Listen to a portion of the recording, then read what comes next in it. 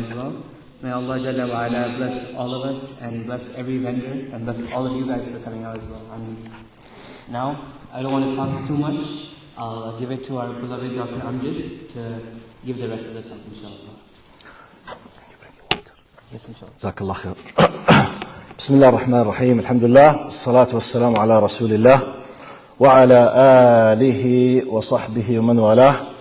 اللهم لا علم لنا إلا ما علمتنا إنك أنت العليم الحكيم. اللهم وتب علينا إنك أنت التواب الرحيم. سبحانك لا نحصي ثناء عليك أنت كما أثنيت على نفسك. أنت المقدم وأنت المؤخر وأنت على كل شيء قدير. اللهم اجعل جمعنا هذا جمعا مرحوما واجعل التفرق بعده تفرقا معصوما ولا تدع فينا شقيا ولا محروما. In the name of Allah subhanahu wa ta'ala, the most compassionate, the most merciful, all praise and thanks are due to him, and peace and blessings be upon his beloved Prophet Muhammad sallallahu alayhi wasallam.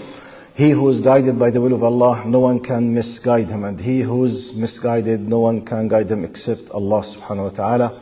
I do bear witness that there is no God but Allah, and Muhammad is his messenger. Assalamu alaikum wa rahmatullahi wa barakatuh.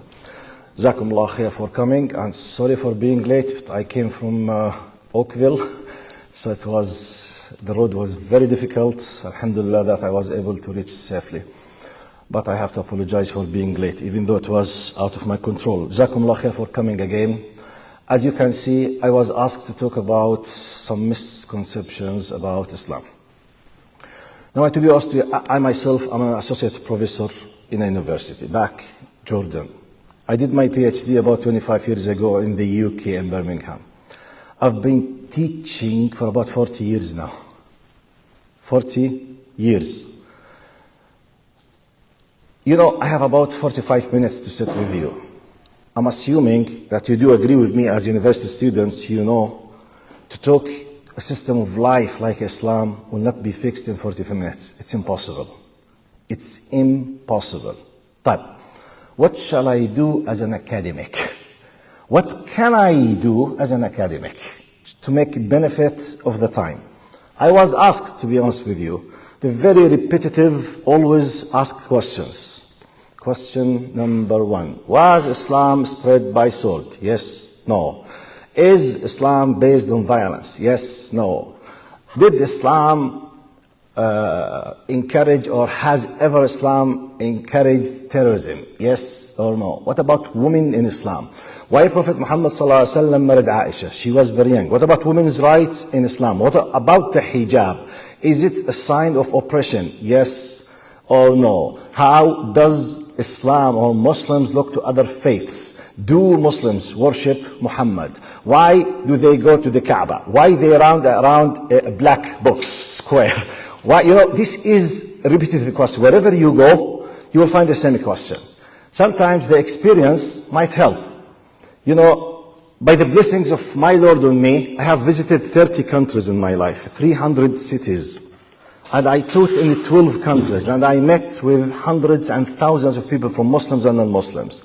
So the experience taught me I'm not supposed to waste my time delving into details before solving the bigger picture or fixing the bigger picture. It will save your time and my time for the future. Jazakallah khair. Thank you. Bismillah. So therefore, I can give very quick answer to this. Did Islam spread by sword? No.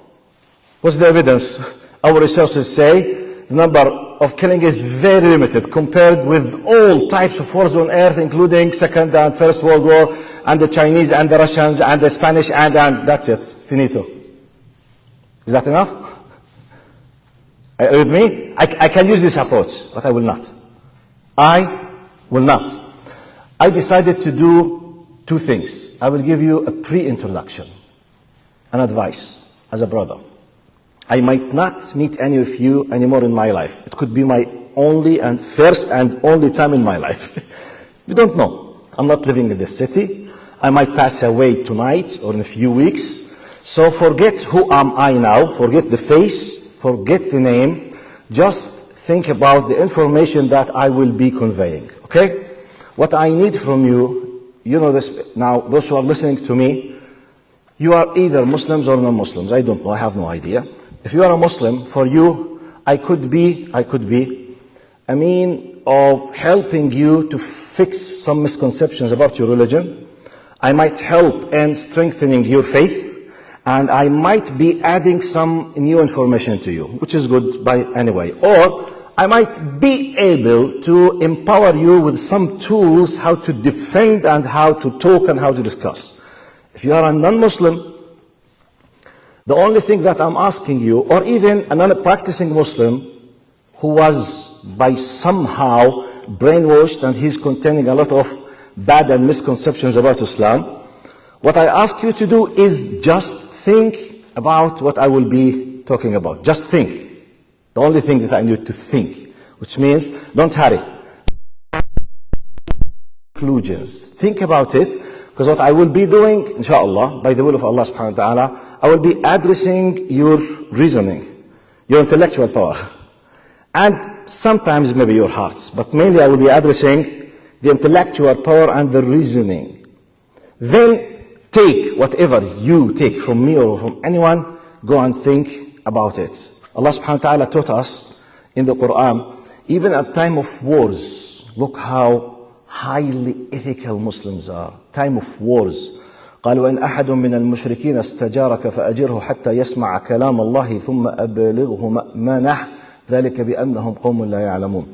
Even at time of wars, and an enemy is attacking you, and his goal is to get rid of you and to kill you. If he raised the white flag in our terminology and asked for just short time of peace, give him this time and give him a very strong sign of safety and let him listen to what you have, why you are here, why our Muslims are coming to this. Let him know who you are, let him listen, then take him to a safe place, because they don't know. Knowledge. Now, the knowledge. But what's next? After I convey, I or someone else to you, something you did not know, now you are aware. Something you have a very big mistake, now you understood what is it. What's next? It's not, the answer is not mine, it's your job, I don't know. I have no authority upon any one of you. The only thing that I can do is to convey the message or to fix the misconception.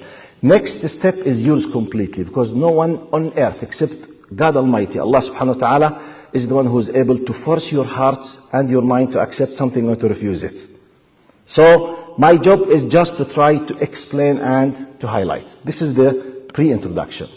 Now in the introduction, I want to send, half of my talk will be like a long introduction. I want to highlight the big main rules before delving into misconceptions about Islam. Because it's like just, getting, like for example, if someone saw a space rocket and he realized that, for example, this is a space rocket,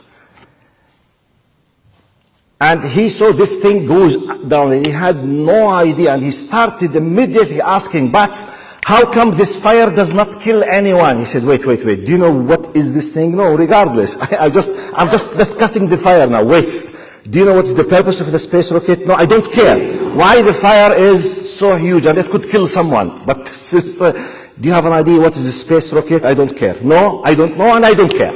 No, it does not work. We can't work in this way. You need to come with me and imagine sometimes someone came to me, if I'm a scientist in, for example, on the space rockets, and he told me, how do you manage to let this huge thing go to Mars or to the moon? I said, okay, do you have the basic knowledge 101 of math? He said, no. Physics? No. Have you ever studied anything about math or physics? No. How can I explain to him? Can I? Is it my problem? It's his, not mine. Unless he accepted with all type of humbleness to come and have some courses about physics and math to understand what is what and who is who, then I might be able to explain. Because it's very sophisticated. It's a huge thing, space rocket. I can't address someone if he does not know 101 physics. I can't. Not because I'm weak. No. I have a very rich thing. But he is lacking the communication tool between me and him, which is the basic knowledge. You see? So my methodology now, our strategy, I will be doing as if most of you know nothing about Islam. So I will go in half of my talk to give big rules, you need to know them. Then we'll go to the misconceptions. Very quickly, the first message. Islam, I will read my own words that I have written just maybe 2 hours ago, and I will explain very quickly just to save the time. Islam is a religion. Therefore, the area of understanding it in the world of intellectualism, if you want to understand Islam as a religion, you need to know that we are discussing the area of philosophy, humanities, okay? Intellectual reasoning and common sense, and not applied science. So why am I asking this question? Because one of the biggest things against Islam from some atheists always, how can we prove scientifically that angels do exist? Who told you I'm supposed to prove to you in the chemistry lab that angels do exist? Who said so? Because some Muslims say, what should I say? Habibi, it's a wrong attitude. We are in the realm of philosophy and the humanities, not in the applied science. It's a religion. It's a humanities. How can you prove history in the chemistry lab? Answer. Forget Islam and Muslims now. How can you prove that, for example, Roosevelt or Einstein said such and such, for example, 70 years ago in the physics lab? It's a narration, it's a source, it's a text, it's something, another world. So once we are talking about Islam, we are discussing a religion as part of humanity and philosophy, and not discussing applied science. Okay, number one. Number two. Now,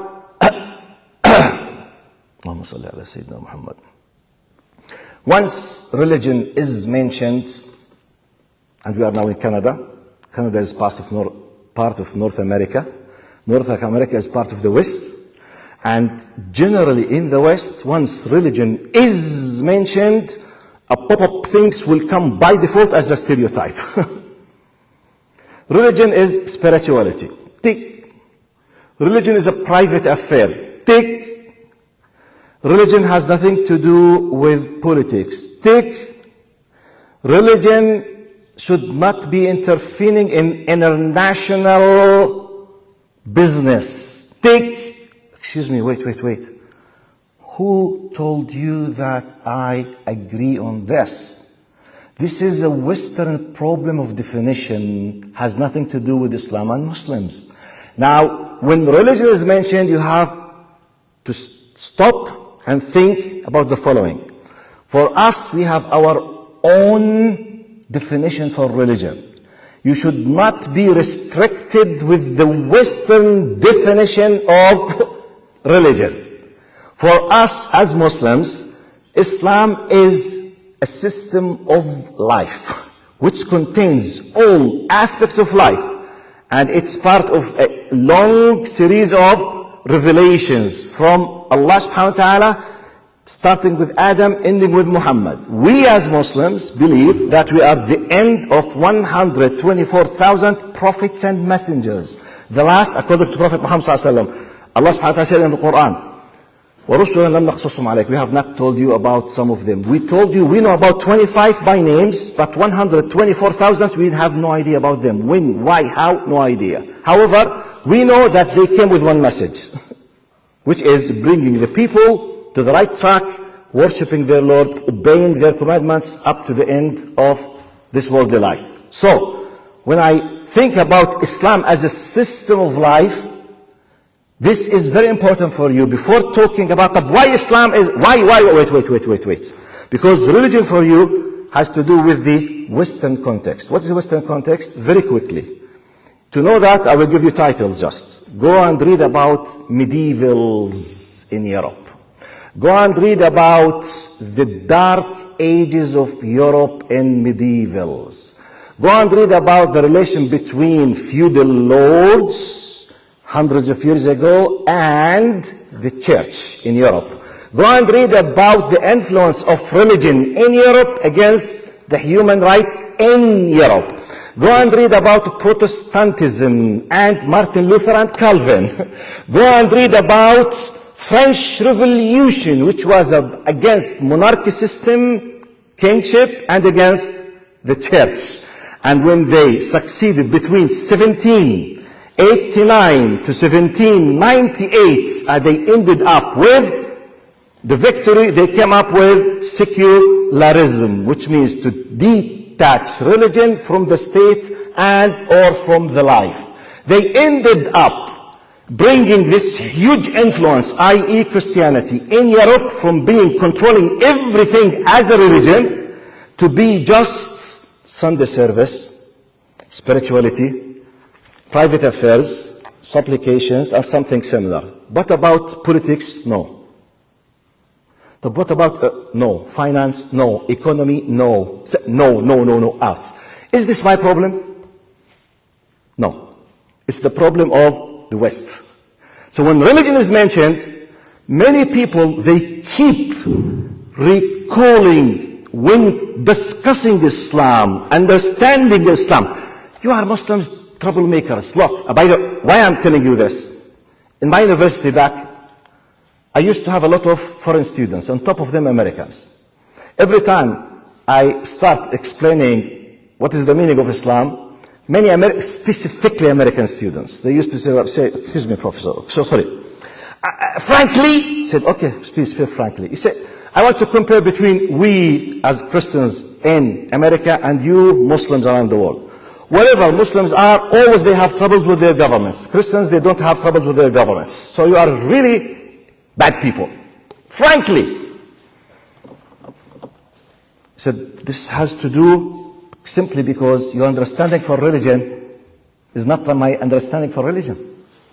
For you, your religion is thus spiritual affairs with your Lord in Sunday service. Period. It's your problem, not mine. My religion is a system of life, including politics and finance and management and family and everything. And it's part of my religious duty. So therefore, simply we are defending our rights with our governments. Oh, you know what was the only way that I was able to help American students to understand what I'm talking about? Do you know? Just when I asked them, please don't compare Islam with Christianity. Compare Islam with your American democracy or American Constitution. I said, what? He said, Islam for me is like American Constitution and American democracy for you. Are you going to tolerate someone will destroy your democracy? He said, no, we will kill him, even if the American president. I said, what? So you are not a terrorist? He said, no, he will destroy our society. Wallahi. One of the American students said, I said, okay, so you are not a violent terrorist American. He said, no. I said, okay. Are you able now to understand when I say Islam as a religion means what? This is another important, big golden rule. Before discussing, Islam was spread by is a full system of state. Is there a country who does not use power to defend itself? Is there a country without an army? But now, are we in a civilized time or now, according to the people? Do we have the United Nations? Yes or no? Do United Nations have militant groups? Yes or no? Do they hold arms or not? Do they travel in the 21st century and they fight and kill to spread peace or not? Yes or no? So, Islam is like any other state. You should not ask this question, Aslan. Got my point? You need to go back. Compare me with something I don't agree to compare it with. Compare me with the alike. I'm a full system. Like democracy for you, American Constitution for you, like whatever. Compare me with what you believe. Now, do you tolerate? Or no, it's my system of life. So, having this way of understanding will save your understanding for a lot of questions. One of the biggest misconceptions. Is Islam a religion of peace? The answer is no. Islam is a religion of justice. What? Yes. If someone is attacking us, we will fight. If you mean by peace that we will keep just staying, will kill me, I'll just, oh, thank you very much, I'm very peaceful. Okay, kill me, thank you, please kill me, please, because I love God. No, we are not. We're not idiots. Our Islam promotes justice. If justice is achieved by peace, it's a priority. Actually, we are proud that the name of our radicals and roots, which is Silm and Taslim submission to the will of your Lord, by achieving the submission to Allah, you will have peace. But what if someone is attacking you or another oppressed one? You have to go and defend them. So we are a people, religion of justice, not just a peace. If you mean by peace, just keep staying there and someone will come and get rid of you and you do nothing. If someone accepts this, give me an answer why all Western liberal countries have armies. Just give me an answer. If you don't have an answer for this, don't discuss that one. So when someone asks you, don't fall in this trap. Ask him, do you believe in everyone's right to defend himself if he's attacked? Yes or no? You got my point? And compare point.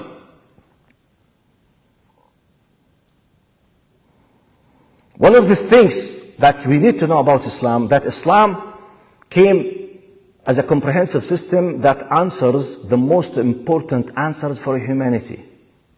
What do I mean the most important answers? What we call them, in Arabic they call them al-as'ila al-wujudiyya al-kubra.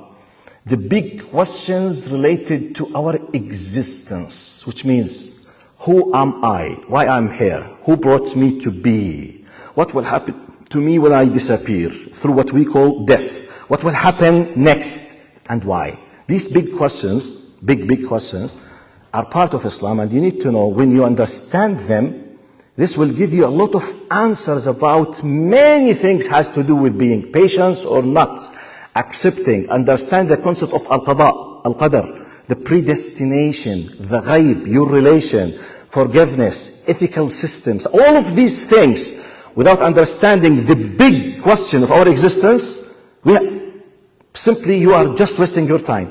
You need to know that we believe that God created everything, including our father Adam. From Adam to Muhammad sallallahu alaihi wasallam, he sent many prophets and messengers. Our prophet is the final one. We were preceded with our prophets and messengers. We respect all of them, and they came with one message in terms of faith and values. No change. No Darwinism, no evolution in religion for us. However, we have different shari'as, different laws, different Torahs in Hebrew, which means different technical, practical rules. Nuh received some kind of technical rules different from Ibrahim. Ibrahim alayhi salam different from Yaqub. Yaqub alayhi salam different from Musa alayhi salam, and so on. So no problem, but same religion. All of them, they preach that there is a hereafter, there is life after death, there is accountability. Lying is evil and bad. No evolution in that.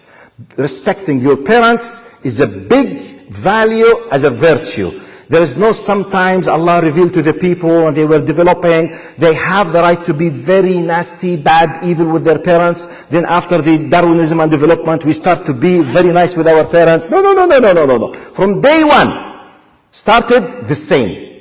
When you understand this, we move to next one.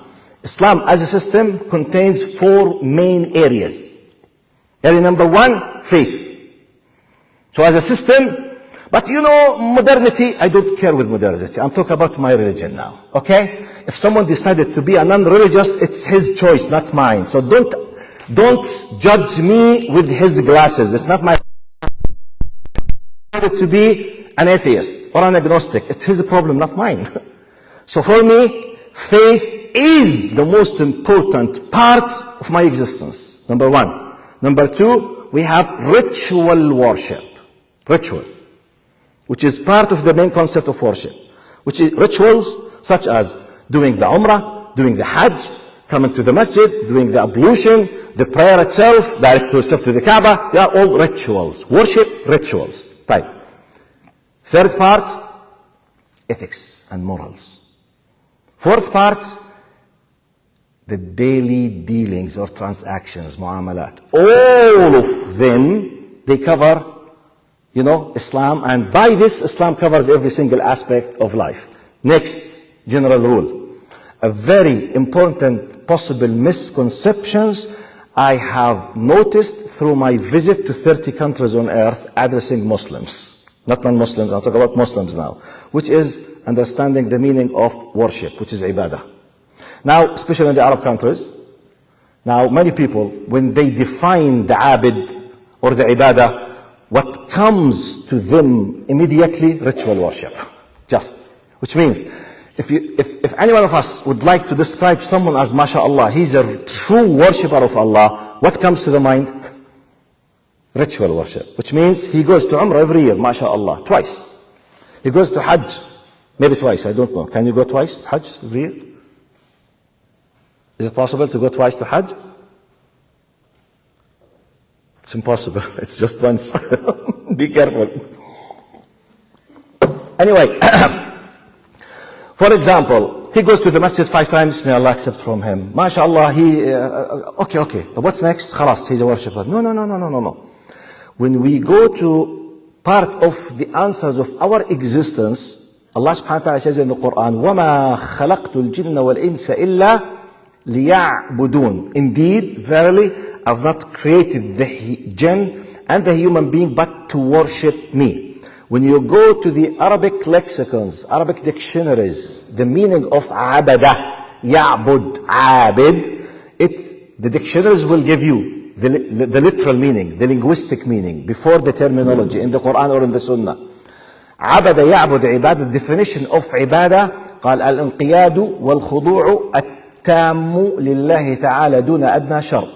The full submission and obedience for every single aspect of in your life for your Lord, which includes everything, includes your food, your drink, your clothing, your relations, your husband, your wife, raising up your kids, politics, elections, money, zakah, sadaqah, finance, investments, ritual worship, relation with the people, your feelings, everything is covered under the meaning of ibadah. So when Allah subhanahu wa ta'ala says, this is a big misconception, I've not created the human being and the jinn but to worship, and you think God created us to do the ritual worship, you are destroying the meaning of the Quran. No. Worship means full obedience, which means in every single. So you could be a soldier defending your country and you are in the highest level of worship. You could be a mother taking care of your kids, making them great human beings, sacrificing your time and your emotions for them. You are creating great people for the sake of Allah. You are a worshipper in the top of worship. All of these are aspects of worship. I'm working in the factory. I'm doing in addition to the ritual worship. But what's the relation? Ritual worship, more or less, in my words at least, it's like the gas stations in the highway. In the highway, do we keep stopping by gas stations all the time? Or every few hundreds of miles we stop? We drive hundreds of miles, we stop for minutes and maybe a break. Then we what?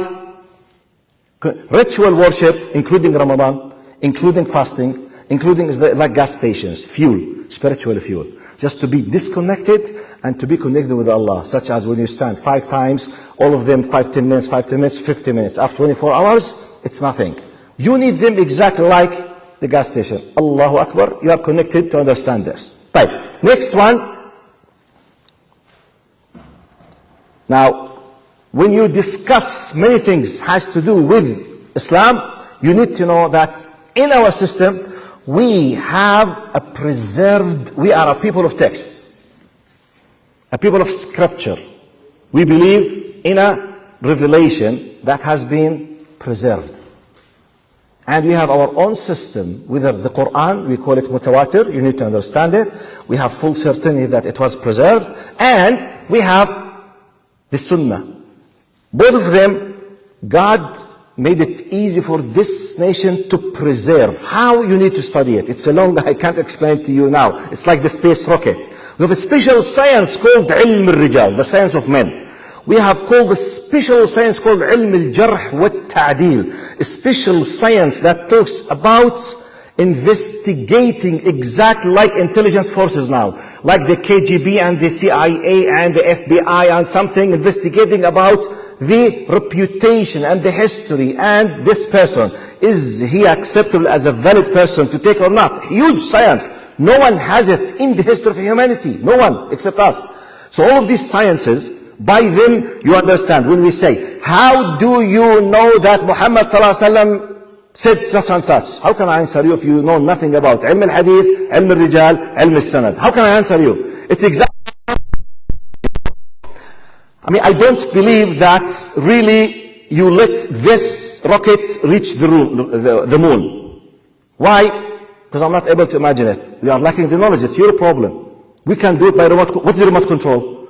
He said, remote control, okay. Do you know anything about science? No. How can I explain to you? Do you know what's the IR?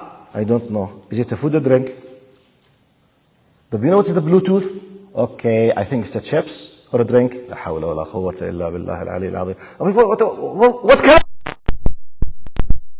If you don't, what's the IR, which is the oldest, right, that's used for the remote control? I mean, is it my problem? Not my problem. So, how do you know? Which is part of the misconceptions, part of the questions. How do you know? How do you know? How do we know? How do we know? If you don't know the science that brought, how many of you can stand here now and speak for 10 minutes in a pure scientific language, unless if you are studying computer engineering or any has to do with the computer, don't answer. Anyone who is not in the field of computer, okay? The rest.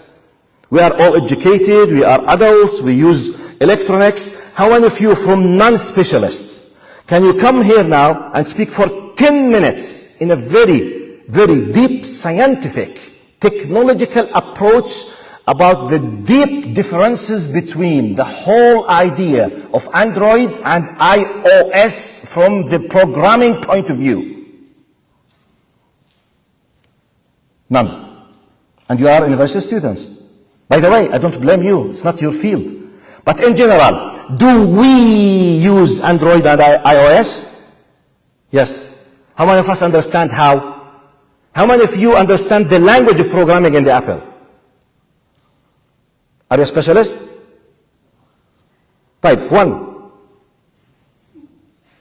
I'm discussing something has to do with the technology that we are delving into it 24/7. Yet, we don't know the details. Why? It's not my field. We don't know. How many of you, if I ask you, what do you understand about the open source in Android, for example? What, many things. You have the word, you heard it many times, but you don't know the feeling. You don't know when, you don't know. All of us, we don't know. How many of us know exactly how the Bluetooth works? Exactly, I mean, as a scientist. We know it, we use it. I don't know how in depth. I'm just giving you examples when we discuss Islam. How can I know? If you don't have the knowledge, you can't know. Now, next one. Now, I will go very quickly with the misconceptions. But before I go to them, just to save my time, because as I told you, I don't know if I will have another chance to sit with you or not. Allah knows. I want to share with you one of my favorite stories in my life. This story, I will use it later by the end. But I want to save the time in case if I did not find the time. Although it's not its time now. But I need to mention it. How many of you heard about someone with the name of Richard Varley? Does this ring a bell in your mind? Any one of you? Richard Varley? Richard Varley? No one. Type. When you go home, please go to the YouTube. Listen to Richard Varley on the YouTube in his quick. The story has to do with about 35 years ago, 1979. Someone with the name of Salman Rushdie. Have you heard about him? Salman Rushdie? Yes? Do you know who is he? Indian? Writer, yes. Do you know what did he do 35 years ago? Yeah, satanic verses. Jazakallah khair. Salman Rushdie, he's from supposedly Indian Muslim. He wrote a novel with the name of Satanic Verses, and he was talking about the wives of Prophet Muhammad as committing prostitution in their houses.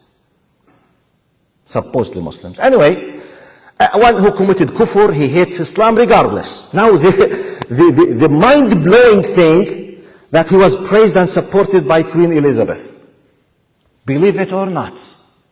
She was very happy from the novel, Queen Elizabeth. What forgot? The British police, Queen Elizabeth, at that time, 1979, they supported him and they protected him. Muslims, they felt very angry. They went in a peaceful marches in the street just to say, how come you support him? This is a hate speech. This is Islam, whatever. At that time, a commandment came to someone with the name is Richard Varley. Richard Varley, at that time, he was a colonel in the anti-terrorism department in the British police at that time in London. Now I'm quoting him directly now. And go and check what I'm telling you compared with what he says. Now, he's, I think, 70 something now. He has a YouTube episode talking about the story that I'm quoting now. He said, so when I was told I was in charge of the anti-terrorism movement at that time, I was afraid that those Muslims whom I know nothing about, they will go to the street and might cause some kind of trouble. So I wanted to know about them. 35 years ago, no internet, no satellite channels. The only source is reading. So he asked, what is their book? What is the Quran? What is the Quran? It's their holy book. Okay, have a copy. He said, his major before starting being a police officer, it was physics and geology. Okay? So from a background of physics and geology, and as a police officer, he started reading the Quran. He came up the first ayah.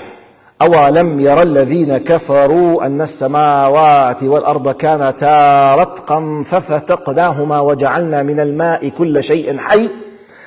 He read in the Quran, have the non-believers seen that heavens and earth, they were one mass and we split them into pieces? He said, wait. This book is supposed to be composed by an Arab in the desert 1400 years ago. This exact word is described what we know now as the Big Bang Theory in physics, which we have just discovered tens of years ago. How come? He continued. He said, I came across قول الله تعالى والسماء بنيناها بأيد وإنا لموسعون. This is the majestic we in English. Okay? We have built heavens with might and power, and we are still expanding it. Look, present continuous, expanding. He said, wait. His major is physics. He said, we have just discovered 100 years ago by the telescope of Richard Hubble that the universe is what? Expanding. Just 100 years ago. Where did this book, this man, this Arab, this desert,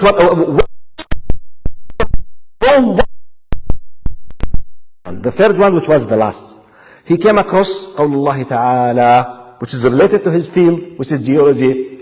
وَجَعَلْنَا الْأَرْضَ مِهَادًا وَالْجِبَالَ أَوْتَادًا. Allah, while speaking about the favors that He did for people on earth, He said, we have paved the surface of the earth and we made mountains as pegs or wedges. He said, wait.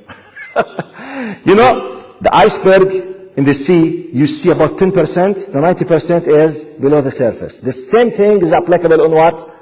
Normal mountains. Most of them, they go inside 8 times double inside, which goes to hundreds of meters. He said, I, as a major of geology, he was reading this 1997, 1980, 81, 82.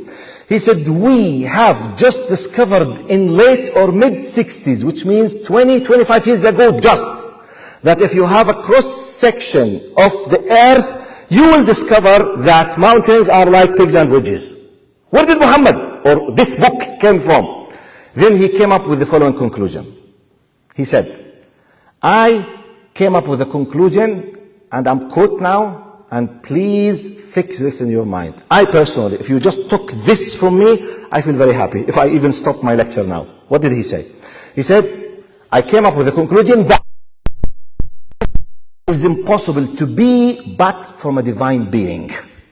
End of the quote. By the way, he knows nothing about Muhammad. He knows nothing about the history of Islam. He knows nothing about women's rights. He knows nothing at all. He's just a police officer. He was sitting there, a group of people there are called Muslims. He wanted to know how they think. He started reading, ping, ping, ping, ping, ping, ping. And by the way, he read just 3 verses, touched him, he became a Muslim. For your information now. Quran is 114 chapters.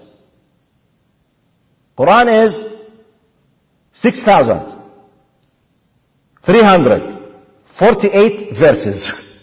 About 93,000 words. 1,000 verses plus they contain what we call now applied science.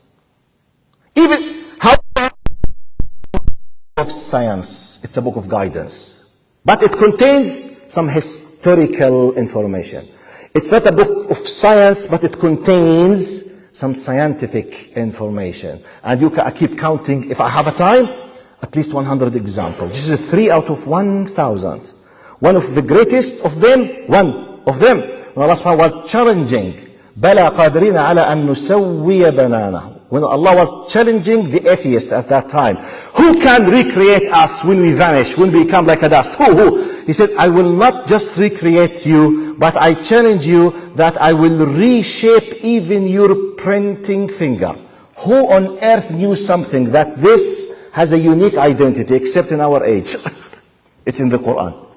بَلَا قَادِرِينَ عَلَىٰ أَن نُسَوِّيَ بَنَانَهُ. Another verse. Allah was challenging the kuffar that when you disbelieve in your Lord, your feelings inside your heart will be like the one قال كأنما يجعل صدره ضيقا حرجا كأنما يصعد في السماء.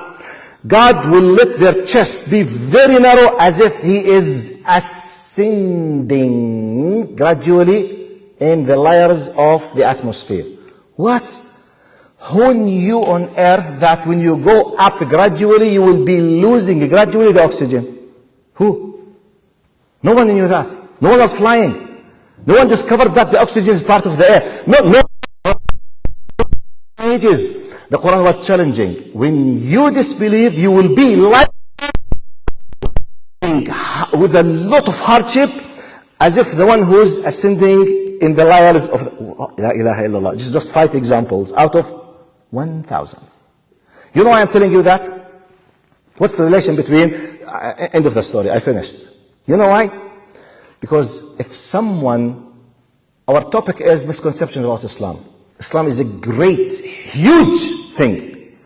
If you just took a zoom in because you are influenced with Hollywood or Fox News or CNN presenter or an atheist website, and you just go like this, you see, look the Sahaba, they killed such and such. Wait.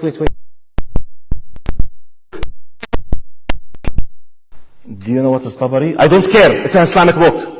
Do you know what's the hadith da'if? I don't care, it's an Islamic book.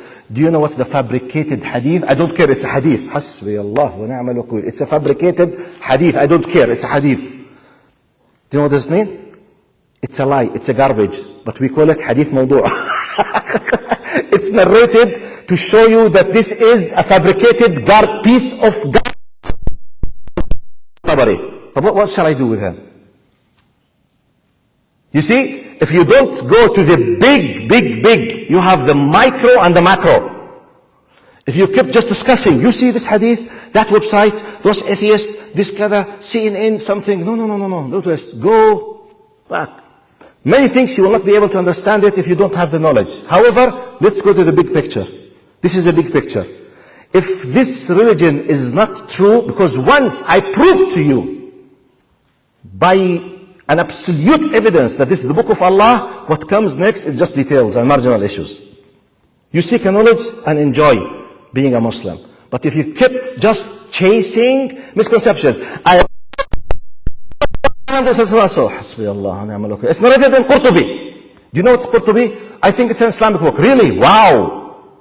What do you other think about Qurtubi? It's a very good book of hadith. Hasbi Allah. It's a book of tafsir, brother. And you will keep just what? Wasting your time. So, depending on that, 5 big major questions, very quickly. Was Islam spread by sword? No. Simply. No. You have one of two options.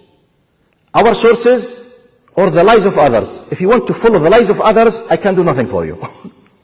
In our sources, I am as a specialist in the Islamic, and by the way, just to tell you about myself, I did 4 years in bachelor's degree about Usul al-Din, which is Hadith and Aqidah and Tafsir. Then I did 7 years and a half in the interpretation of the Quran, Tafsir. Then I did 6 years in my PhD, this is for the masters, 6D about comparative religions. So about 18 years continuously I was just studying. And I'm teaching as a university, professors about 18 or 20 years. So it's my field. To the seerah, with the authentic sources, Prophet Muhammad ﷺ, he was engaged by commanding a group of battles, or he himself participated in 10 years of Al-Madinah with 67 battles. You know how many people they were killed from the both sides? Less than 500. What? You see, Islam was spread by sword. Right? Compare it with others. I told you about violence now. We solve it. We promote what? Justice, not peace. We do fight, yes, طبعا we fight. We defend ourselves and we defend oppressed. By the way, 1400 years ago, Islam was exactly the United Nations now. Yes, we used to go here and there to defend oppressed people, yes. A lot of dictatorship regimes was on earth at that time. They were killing the people, Persians, Romans. They were killing the people, Muslims, they were there. Why? Yes, defending oppressed. What's the problem? You have a problem with that? Nations at that time. With all the proud that you can imagine. Yes. Right. Compare it with someone else. Nowadays, just 70 years ago, 100 years ago, First World War, Second World War, they averaged about 60 millions. The top 82 millions. Who started First and Second World War? Muslims? Arabs? No. But how many nuclear bombs Muslims threw against their enemies? 0. What about liberal democratic societies? Just for your information, the country of the French Revolution of human rights, they occupied Algeria out of another 16 African countries. They colonized Algeria for 130 years. And all the people, they say, Algeria, بلد المليون شهيد, the country of the 1 million martyr. Actually, it's a big mistake. It's the country of the 18 million martyrs, because French killed 18 million Algerians in 130 years. Muslims, to defend themselves in 10 years, they caused the death of 500. Wow, it's not a big difference. Right. You know, come to the non-religious people, Chinese and Russians. Have you heard about the Bolshevik Revolution after the First World War? The United Soviet Social Republic, communism. Have you heard about these terminologies? Communism. Right. Communists, previous Russia, when they established their state in 1917, before the collapse in 1991, Stalin and Lenin, they caused the death of just 80 millions. Have you heard about Mao Zedong? China? To establish China on the base of Communist Party, they caused the death between 80 to 100 million Chinese, about 100 years ago. And someone dares to come and speak about Islam, that Islam is based on violence, and it was spread by sword. If you accept heart, I'm sorry, you are fooling yourself. Actually, you are looking down at yourself. So please stop, go back, understand how to enjoy your religion as one of the best in the history. This is how we talk about misconceptions. Not just, please, no, I'm sorry, yes, I know it was spread by sword, but what can I do? May Allah forgive me, but please accept me. I love you, let's live together. Don't have inferiority complex, please. Don't let what is so-called misconceptions about Islam cause the one of us to suffer from the inferiority complex. Be careful. Right. Second, do you Muslims worship Muhammad like Christians worship Jesus? This question received. You see, someone sent them. Like, it seems a non-Muslim. Do you worship Muhammad? Why, for example, what's the difference between you and us? You keep praising Muhammad, you are worshipping him. Like Christians, they worship Jesus. No, we don't worship Muhammad. Muhammad is a human being. وَمَا مُحَمَّدٌ رَسُولٌ أَفَإِن مَاتَ وَقُتِلَ انقلبتم. For us, the most appreciated status of the creation in our religion is Muhammad, yes. But no comparison with Allah. In our Aqidah, Allah is the creator, everything else is created, period. That's it. Any act of worship for anything, any person, it's a shirk. And it causes you to go outside the fold of Islam. And if anyone is doing this, he's committing something that makes his faith and his aqidah is invalid. He's not a non-Muslim anymore. If he's ignorant, we educate him. So, do you worship? No, we don't. Do we appreciate? Yes. We respect? Yes. But you need to differentiate between worship and respect. It's something else. So another question. Is Islam oppressive to women? Is the hijab oppressive? You need to know the history. If you want to know what Islam provided to women, go and read the history of Christianity, Judaism, Persia, Romans, Greek, to know what did Islam bring to women. Because, by the way, women historically, and I challenge, they were oppressed for thousands of years by all religions and cultures, including the Arabs. They were to bury them alive. Go and read, just go to Mr. Google. Just ask him, what was the status? Just let me give you a simple example. The whole idea of original sin is based on what? Do you know the whole idea of original sin in Judeo-Christian culture is based on what? There is a being, evil being, who did make a mistake. Who is he or she? Eve. Eve made a mistake. She was convinced by Satan to eat from the tree. She ate, according to their narrative, she convinced her man who was out of the game completely. She did it. Type. After he ate, they were cursed. Type. After that, people inherited the original sin, and you are born as a sinful person by default, unless if you believe that God's incarnation through Jesus Christ, and he was crucified on the cross for your sake. Otherwise you will not be saved. That's why his name is the Redeemer and the Savior. Type. Compared with Islam, if you know really Islam oppressed women, compared with Islam. Allah subhanahu wa ta'ala, after hundreds of suffering from females, Allah said, فَوَسْوَسَ لَهُمَا dual الشيطان. Satan whispered for both of them. طيب فَأَكَلَا مِنْهَا. They both ate. So it was the responsibility of who? Both. By one ayah, women are completely saved on earth from the original sin.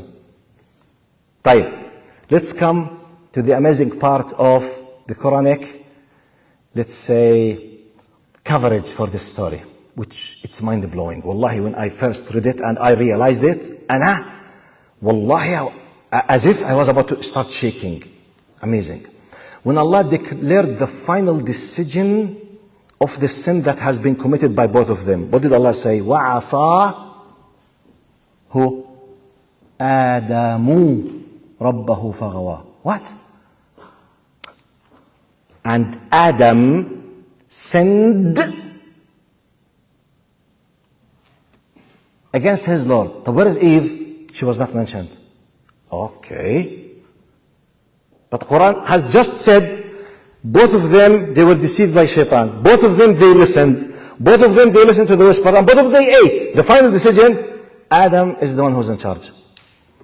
Is this oppressive for women when Allah puts the full responsibility against the man? You know why?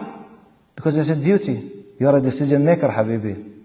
You know, Qiwama, caretaker. You want to be the man? Faddal, hold the responsibility. This is justice of Islam. Woman is oppressed. Right. Hijab. Oh boy, at least I was asked this question 1 million times. Very simple. Don't waste your time. Just ask simple questions. Liberal time now. Forget religions now. Are we living now in a modern society or not? Yes or no? Answer, please answer. Do we live in a modern societies or not? Right. Do millions around us believe that we have one of the highest civil system, democratic system, liberal system or not? Right. Just answer this simple question. Do we have thousands of companies, they have a dressing code you have to abide with or not? Right. Give me, is this oppression or not? Simple question. How many companies, they ask you, while you are in your work, you have to have the tie. But I hate the tie. Out. Business meetings with ties. Ties, no job. What? Am I exaggerating? But this is part of many businesses. Am I oppressed? What do you think? How many banks on earth, they have a coding system? Sorry, they have a dressing code. How many? COVID, the vaccination, the masks, have we been forced to do it or not? Okay, but this is for medical reasons. I'm not discussing the reason. I'm discussing, is it true that human beings in different times, they do use authority to put regulations against the will of the individuals or not? This is the philosophical question. Theoretical example. How many people, they were not convinced that the COVID really is harmful, but they were forced to take the vaccination? Yes or no? They will not renew your passport. You can't travel. You don't go to the airport. Is this oppression or not? If yes, please forget Islam. Go and discuss these things, please. By the way, I'm not discussing, I can't do it Islamically inside Islam. There's a huge benefit for the hijab. I say, no, I don't want this. Because anyone asks this question, either he has a knowledge or he's a hypocrite. Why you do not see all of these things? But another approach, this is one of the approaches. Another approach. If the one who's asking is not an atheist or an agnostic, if he's a Jew or a Christian, and many of Christians, they do ask this question. طيب, Virgin Mary, in millions of her pictures, she was wearing what? What? Is hijab part of Christianity or not? Millions of Catholic nuns now, do they wear the hijab or not? طيب. By Allah, I ask you, how many times you heard one person asking Christian priests why women in Catholicism are oppressed? One time. Have you heard this question? One time in your life. Did you understand? But Catholic nuns, they are wearing the hijab as well. And by the way, I appreciate that. But the question, why just Islam? Women oppressed, hijab. Habibi, it's part of the commandments. Forget Allah's commandments, period. Before, wait. Some women, let me delve into the psychology of a female Muslim now. Sheikh, okay, can I speak frankly? Yes, تفضلي. Why Allah forced us to wear the hijab and you are not? Okay, what do you want? I want equality. Okay. We are forced to work day and night to bring the money. If we don't bring money, we are sinful people. If you are a multimillionaire and you became a wife and your husband is poor, you are not forced to pay $1 unless if you want to do it as a sadaqah. طيب. If there is paternal aunts, maternal aunts, grandmother from both sides, sisters, daughters, females in the whole extended family, they need money, you are the one who's in charge and you will be accountable in the day of judgment. If you are a multimillionaire, you are not in charge. طيب. Going to the masjid in Jum'ah is compulsory. It's not for you. When women have their period time, they don't fast and they don't pray. They enjoy not waking up in the early cold morning to pray the Fajr at the masjid. Have you heard anyone in Islam saying why we don't enjoy these rights of women?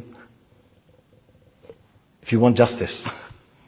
No, just to tell you, it's just an amazing indirect way of some evil thoughts just to keep busying your mind to have a problem with your religion. By the way, still I'm not discussing why the hijab. It's another. But I'm just giving you the philosophical approach how to deal with the misconception. If you can't solve this area and this area, let's come to discuss the hijab later. Because this is applicable on the hijab, and it's because the same thing. Why zina is haram?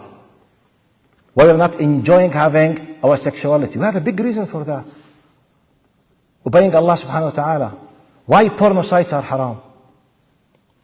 It's not just the hijab, many things. We believe in Allah. Allah created us. Allah knows that all of these things will destroy because we have an aim for it. In the ja'anu fil ardi khalifa. Allah told the angels that I will send down to earth a successive authority. And they will, be living till I, as their Lord, will end their existence there. So anyway, I told you I can't go to delve in every single detail, but give you the general approach. Now, the final one, and I will finish my talk with it, inshallah. 5 minutes, is that okay, brother? Who's in charge? Sorry, 5? Sorry, 5 minutes. Sorry, 5 minutes, huh? Okay. Why did Prophet Muhammad have so many wives? The age of Aisha. Why does Islam allow polygamy? Very simple. Very simple. Why here? You have an academic answer? Academic answer. He had many wives by the commandment of Allah so that we will have the opportunity to receive all the tiny details of every single moment 24/7 of his life as a role model in Islam. To cover every single moment in his life. Okay. I will say, okay. Logic? Except Aisha, all of them, they were either divorced or widows. If he was seeking just the sexual pleasure. He was an Arab before Islam, 25 to 40, and Khadija was bigger than him. If he was seeking the sexual pleasure, what prevented him from, and by the way, Arabs as a culture, they did not have any limitations for the number of wives. Do you know that? Do you know some Sahaba, they converted to Islam, and some of them, they have with him between 17 to 90 wives? Do you know that? No limitations. So Prophet Muhammad, if he was seeking his sexual pleasure, why on earth not all of his wives were just young, virgins? Except Aisha, all of them, they were widows or divorced. You answer me, not me. The one who is asking needs to answer. If he is such answer, what do you think of polygamy? Two big answers. Answer number one. If you are speaking with a religious person, Christian or a Jew, Solomon, he had 700 wives. Do you know this? 700 wives in the Bible. Not a big, 400 to 700, not a big difference. Yet some of them, they come and attack you because of polygamy. And in their book, 700. Prophet, 700. If he's a religious. But if he's a non-religious, if he's a secular, or a nice, good agnostic type, ask him the following question. We are living in the West. What is the average of girlfriends that a normal person between the age of 14, 15, up to 65 will have a girlfriend and will have a sexual relation with them? Do you have an idea what could be the average relations with other partners as females in their lives? Do you have any idea? I don't have a number, I don't have statistics, I'm just assuming. But I know from my traveling that some of the American schools, public schools, the normal thing, many of them in public schools, I lived in Dallas for 1 year. So some public schools in Dallas, I was told that it is normal sometimes that a sister in the age of 16, at least between 10 to 15 boyfriends, she slept and had sex with them. And I heard from the people, I don't have statistics, that it could be by the age of 65, an average 30 to 50 women in his life. But I mean, just for God's sake, I want from secular mind now just to think. You have a problem with Islam because allows, does not, force. There's a big difference between, by law, if there's a justification of justice, you are allowed with conditions, by law. Compared with a society, they have relations by tens of sexual relations, and they think yours is a problem. I don't know how someone dares to ask this question. I don't know. If he's a religious or non-religious, I have no idea. No idea. Simply, in Islam, because it's a system of life, Islam allowed, did not force. The condition, al-adl, justice. If you can't, it's prohibited. But what's the reasons? Everyone has his own reasons. There's a family, sickness, no children, troubles, social. They are farmers. They need more kids to work at their people. They were not living in the civil societies like now. Everything were robotic things. 95% of people during the history, they were farmers. They need people to work, to eat. So many cultural reasons, medical reasons, social reasons. If this is applicable in you, you are allowed with condition. Where's the problem? But as I told you at the very, very beginning, I can explain to you. You can accept it, even if you don't like it, but you respect it, and that's it. Nothing to do. I can't force you to accept it. But when you think logically, if you want to respect yourself, you need to compare it with other religions and other cultures.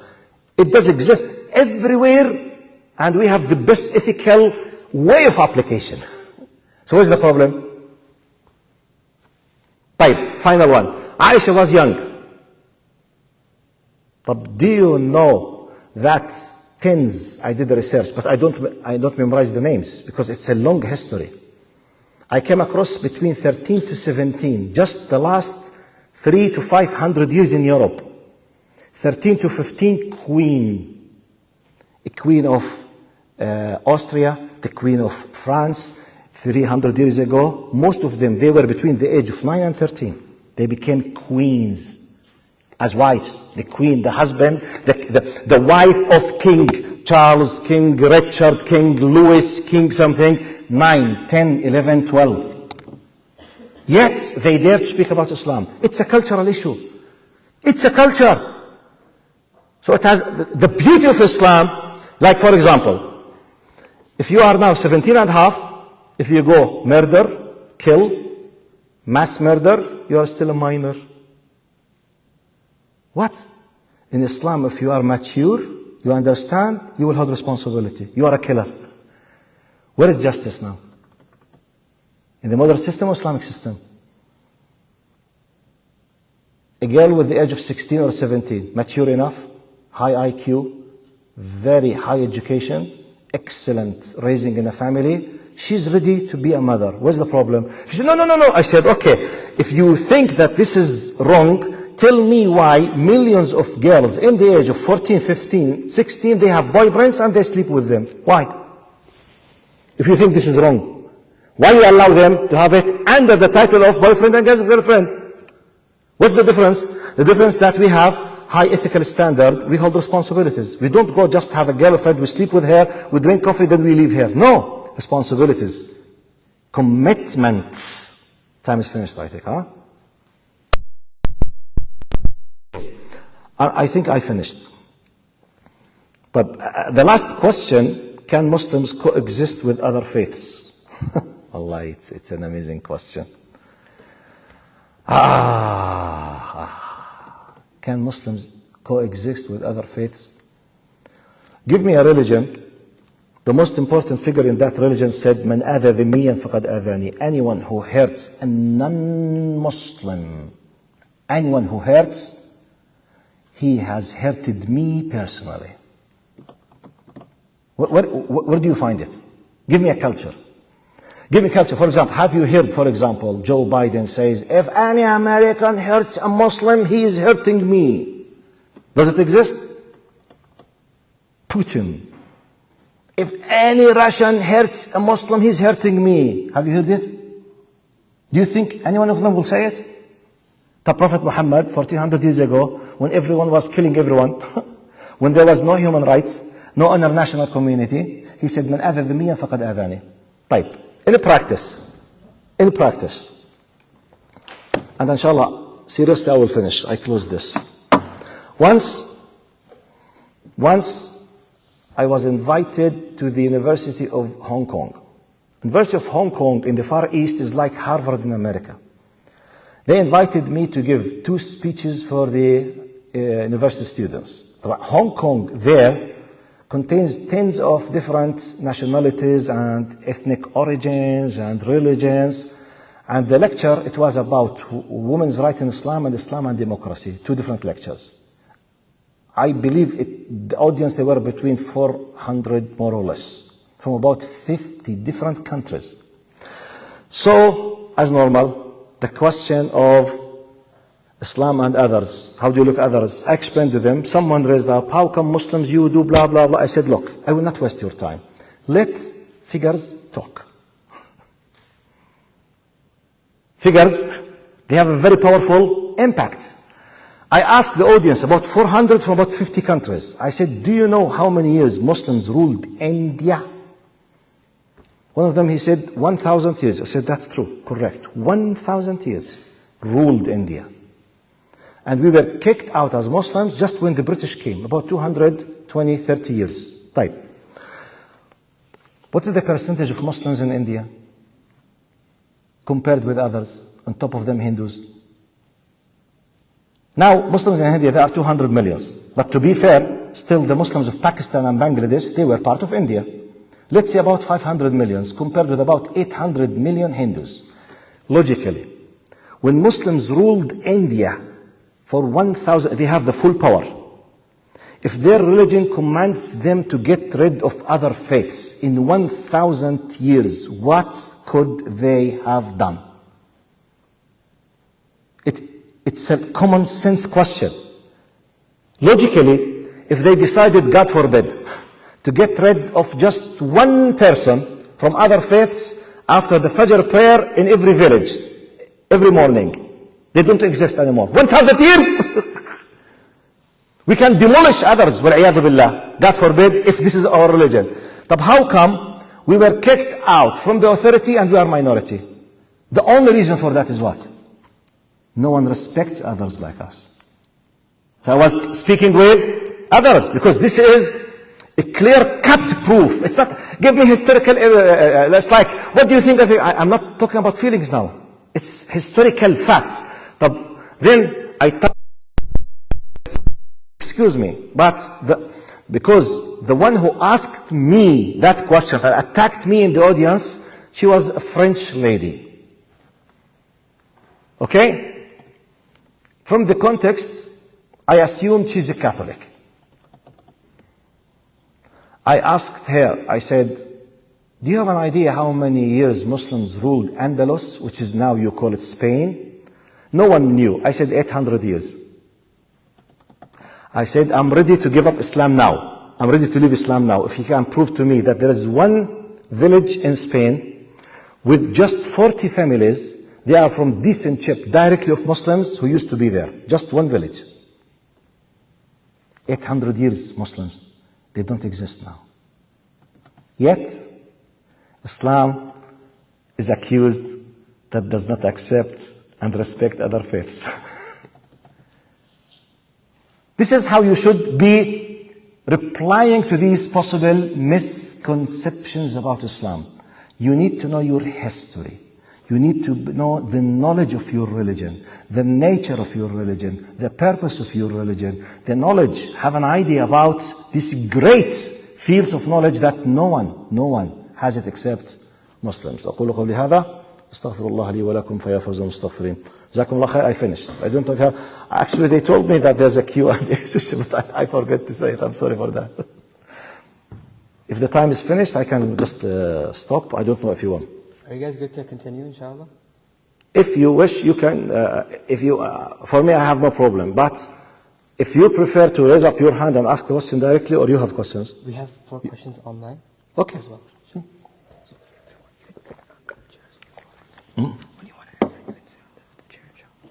Sorry. You can sit on the chair, inshallah. When we answer it, I'll sit here. I can't hear you. Say you can sit on the chair when you answer. Okay. طيب, inshallah. This is what you want me? طيب, I need to change the location of the... Okay. He wants me to sit here. Like a confession.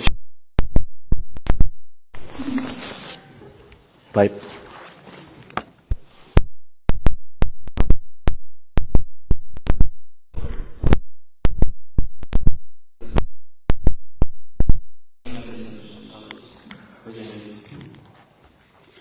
طيب, what's the first question?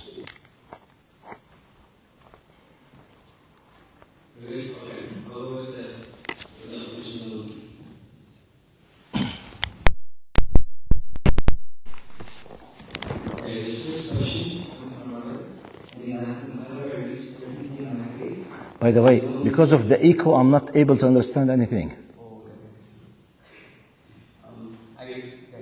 Can you bring me the laptop? Can I read them? Is it okay? Because the echo, if you don't mind. Yeah, no worries. Okay, Jazakallah khair. How can we build mutual respect and understanding between Muslims and followers of other religions? A question from a sister. Simply apply the general ethical and moral rules in Islam and be a true Muslim. Anyone who lives Islam as Allah wants will be respected by anyone. Because honesty and ethical morals makes everyone respect and love the one who's doing that. It's very simple. Because Islam by default is against hypocrisy. Islam by default is against all kind of vices, versus virtues. So when you live, plus be nice and explain, like what I did now, for example. How many I experienced, I told you, I visited about 300 different places in this planet. And I sat with a lot of non-Muslims. Wallahi, I can't remember not even once one-to-one base sit with someone. I had questions, but he left with full tranquility and peace when you explain to him. 99% of non-Muslims, they are ignorant about our faith for many reasons. Because most of the time by design. There is a mainstream media who try to mislead the people.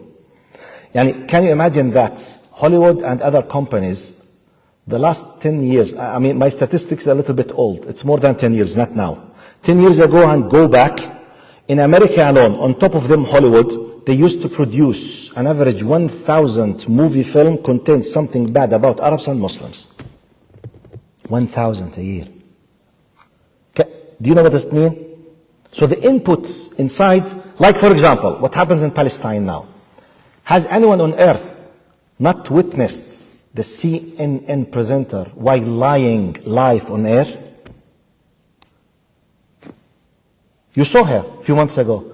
She was acting as if the rocket is on her head, and they forgot that they are what? Live on air. They forgot. He told, okay, act as if, okay, do like this. She forgot that she's on air. But if live while we are witnessing, they are lying. What do you think some of them, they are doing while we don't know? So please, be nice. Try to understand that the majority of the people around you, they have no idea, and they are misled, and they are filled with a lot of misconceptions. So be patient, number one. Understand that they don't know. Try to apply Islam, and don't hide your identity from them. And if there's something, please, one of the most important thing that will have real respect for Muslims and might lead some of them to be Muslims, when you yourself are proud of your religion. Don't hide it. Don't go and pray secretly because you are afraid to know that you are Muslim. No. Let them know that this prayer is something basic in your life. Let them, because they are deprived from it. They don't know it. And you know, I can give my answer, but this is one of the quickest answers. Okay, in what ways have Muslims historically coexisted peacefully with followers of other religions? Brothers, very, very, very easy. Go and read about Salah ad-Din. How many of you know, Salah ad-Din, when he's mentioned, what is the most important thing that we know about Salah ad-Din? He kicked who? He kicked the Crusaders from Jerusalem and freed Masjid al-Aqsa from Crusaders after 8 crusading campaigns for 200 years. Yet, go and read about how many Arab Christians they were serving in the court of Salah ad-Din. Another example. Many Westerners, colonials, they come to teach us as Muslims how to coexist. How many thousands of Christian Arabs, they live with their Muslim Arabs since hundreds of years with high status and no one touched them? What do you want an example more than that? What do you want an example that churches of Arabs in Egypt, in Syria, in Iraq, they have the full respect since hundreds. And by the way, Islam was collapsed as the Ottoman Khilafat. It was collapsed when? Just about 100 years ago. But before that, Ottomans alone, they ruled the Muslim world more or less for about 600 years. If Muslims, and by the way, Ottomans, they were powerful, relatively speaking. In their time, they were like America now, plus. They had a huge military power. If they do not buy religion, accept coexistence with others, what could have happened to all Arab Christians in the Arab world? Do you want more than that? This is a physical reality as an answer for coexistence. But, I repeat, movies, mainstream media, for political reasons, they bring bad guys from here, they magnify, they maximize, they focus on it, they say, no. By the way, all cultures, they have bad people. All cultures, they have terrorists. All of them. Have you heard about the IRA? Do you know what's the IRA? Irish Republic Army. Do you know, just few decades, about more or less 35 or 40 years, just, I'm not talking about thousands, 40 years from now, the Irish Republic, let me go to the history. Do you know that the English people, they came and they occupied what we know now as Britain. And nowadays Britain, there was the Scots or the Scottish and the Welsh and the Irish. Okay? Different nations. They came and they had a war with them. They controlled them, they made United Kingdom. They managed to control relatively the Scotland, and the Welsh. And by default, the English themselves, the occupiers. However, because they were Protestant, Irish, they were Catholic. So they had a big fight. At the end, you have Northern Ireland, Southern Ireland. The south of Ireland, they became Protestant. They went with the British system. The northern part of Iran, they kept Catholic, and they did not accept the occupation of the British. They kept fighting up to the last 40 years. Irish Republic Army, they used to bomb the metros in London. Do you know this? Please go and read. But it is a political, religious base. I don't know if it's religious, but at least it's a. So they were Catholics, Irish, who used to bomb innocent British civilians in London 40 years ago. Just type. Do we have the right to say Catholics are terrorists? No. Are you with me? You need to know the history. Somebody came. In Sri Lanka, they used to have a group of communist militant group. They were communists. Historically, they were part of Buddhism. But this group in Sri Lanka, they became communists. Communists, they were atheists. But historically, everyone around them was Buddhist. They used to kill the people as terrorists. Can we say Buddhists are terrorists? No.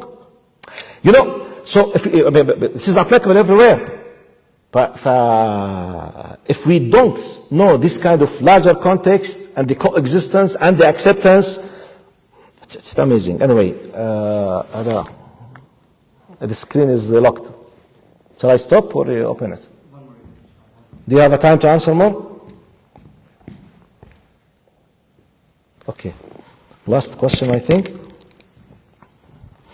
Considering the role of women in Islam, how do Islamic teachings address the status of women? But yeah, big question. Very nice, but it needs 10 lectures. But let me choose just one simple concept. Allah created Adam and Eve. And He created them in a status where they both share a lot of things, however, they have different capabilities and abilities. And He gave them shared rules and different rules. And they are created to form the nuclear part of the istikhlaf in art, which is the family. The most important, beautiful thing that we can learn from Islam about the status of woman, man and woman, they were created to complete each other, not to compete each other. If you understand this, everything will be easy. To complete, not to. In the West, I don't blame Westerners, because women, they were oppressed and they were deprived from their rights for tens of years. Second World War, First World War, they used to have lower wages, they were thrown. After the First and Second War, they used to be raped in the streets, no wages, no salaries, no families, so when they fight for their rights, I don't blame them. But we don't have this problem in Islam. In Islam, if you, as a man, don't work and take care and protect the woman, and the woman could be your mother, your sister, grandmother, you see, paternal, maternal aunt, it could be your daughter. If you don't protect them and die for them and work to spend on them while they are completely on earth, you are a sinful person and a criminal. What? This is Islam. So where's the problem? We distribute exactly like in the world of business now. We have CEO, spokesperson, head of the board. No one, it's just distributing roles. And we have a head of department. We have employees. And sometimes this one has more authority than this. Now the amazing things which I feel really sorry for some Muslim sisters. When we speak about she needs, for example, to respect her husband. I'm a strong, independent woman. No one has the right to say, no problem, I accept that. Jazakallah khair. She goes to big company. She had a good salary. Her manager say, hey, why you did not submit the project on time? I'm sorry, sir, I will do it. I'm sorry, sir. But why you refuse this and accept this? This is hypocrisy. Why I accept the concept of receiving commandments from my boss at work? Why I accept that the CEO has the right to tell me, finish the work now, while if my husband made a mistake and said this with authority, she must ask for divorce. Why? You know why? Because simply we don't understand our rules in Islam, and many of us, we have our minds and our hearts are liberalized with the non-religious concepts. We have a big concept. When you take it as a whole, you will feel peace of mind because it is your role. Do it and you will be rewarded. As I said, for example, the man has duties, woman has duties. Both you do it, we don't compete. The man, while defending, working, praying, doing, he will go to the Jannah. You, while taking care, raising the children, you will go to the Jannah. So what is the problem? Who said that you have to compete with him to be in his place? This is a Western idea, not Islamic. That's why I said, if I want to conclude, we don't compete, we complete. It's a huge issue. And sometimes when I give courses about how to choose your spouse or how to have a happy marriage, the minimum of my workshop is 12 hours. The average is 24 hours. So we know a lot of things, but this is very quickly. Shall I read the final one? How do I reach certainty in my faith so that these misconceptions don't affect me in my worship? I gave you an example how to think, the strategy. Secondly, please seek the knowledge. Seek the knowledge. That's why the first ayah, this is by a brother. Look how important knowledge is in Islam. I will give you just two advices. Advice number one, seek the Islamic knowledge. And go and read. Sit on your knees and read. Sit with ulama, listen to them, respect, so that to seek, because you need to understand this world. You can't be, for example, now very far from Apple company, you kept taking Apple is rubbish, Apple is like that. Okay. Go, register, be a volunteer, get inside, work with them, listen to them, sit, you will see the amazing work that they are doing.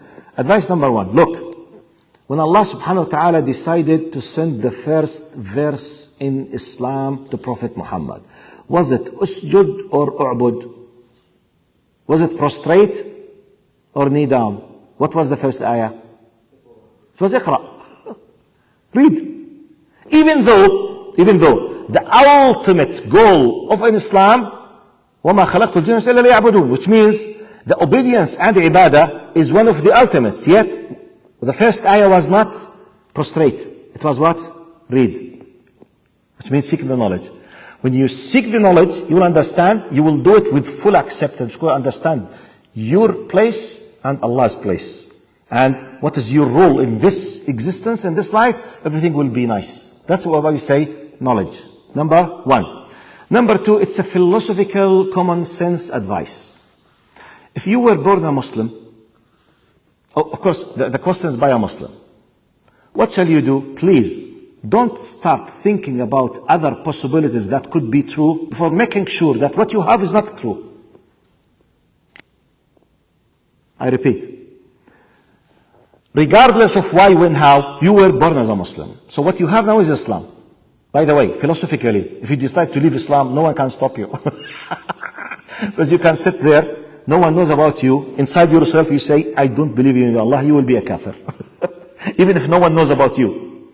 So no one can stop you from leaving Islam, by the way. But I'm urging you to be ethically, let's say, respecting yourself. You were given Islam. Okay? Make sure that this Islam does not deserve to be your religion, then leave it. But just don't, if you don't know it, don't leave it if you don't know it. Go and study it. And if you decided that really this is, go. This is the first step. Second step, try to prove to yourself that other religions are better. And this reminds me with Yusuf Istis. Do you remember? Do you know Yusuf Istis? I think. You have to know him. Do you know Yusuf Istis? Yusuf Istis, can I finish with this? Yusuf Istis, Jazahullah khairan, you know, he was, he's from Texas. Now he's, I think, 75 or 80. He converted to Islam, I don't know, 20 or 30 years ago, I don't remember. Anyway, Yusuf Istis, he says about himself, he used to have like a small grocery shop, something like that, next to gas station, something similar to that. I forgot the details. He was selling, like a grocery shop. He was a Catholic American. He was not a priest, but he was a religious practicing Catholic. So he says one of those people who used to provide him and his grocery store with, stuff from here and there, he was an Egyptian brother who has just maybe reached America. His English was very poor and very weak. Every time this Egyptian brother used to come to Yusuf Estes in his grocery shop, Yusuf Estes was doing his best to convert him to Christianity. So every time that Egyptian brother, it seems his English was not that.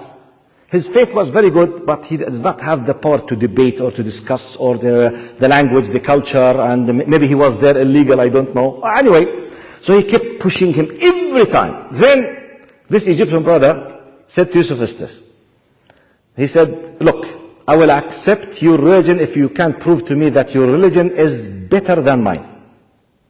Yusuf Estes says, and by the way, I met Yusuf Estes many times. We were in a company giving lectures together.